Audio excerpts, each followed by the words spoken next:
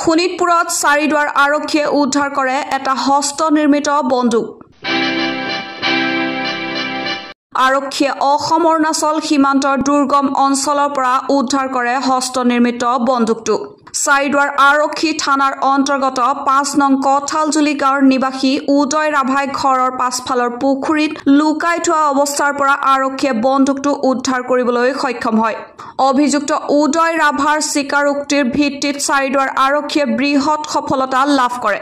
উল্লেখ্য যে যোৱা ৬ জুলাইৰ নিশা চাৰিদুৱাৰ আৰক্ষী থানাৰ অন্তৰ্গত ৬ নং কঁঠালজুলি গাঁৱৰ নিবাসী শংকৰ বসুমতাৰীৰ পত্নী লাউদাং বসুমতাৰীক নিশা অকলশৰে শুই থকা অৱস্থাত কোনো দুৰ্বৃত্তই চোকা অস্ত্ৰৰে ঘপিয়াই হত্যা কৰিছিল। পাছত চাৰিদুৱাৰ আৰক্ষীয়ে হত্যাকাৰী বিচাৰি অভিযান চলাই থকাৰ সময়তে ৫ নং কঁঠালজুলি গাঁৱৰ উদয় ৰাভা আৰক্ষীৰ জালত পৰে। ইফালে অভিযুক্ত উদয় ৰাভাক আৰক্ষীয়ে সোধপোছ কৰি থকা অৱস্থাত ঘৰৰ পিছফালৰ পুখুৰীত এটা হস্তনিৰ্মিত বন্দুকটো লুকাই ৰখাৰ কথা জানিবলৈ দিয়ে। উদয় ৰাভা চোৰাং চিকাৰীৰ সৈতে জড়িত থকাৰ সন্দেহ প্ৰকাশ কৰিছে চাৰিদুৱাৰ আৰক্ষীয়ে। ঘটনাৰ সন্দৰ্ভত চাৰিদুৱাৰ আৰক্ষীয়ে ৰাখিছে তদন্ত।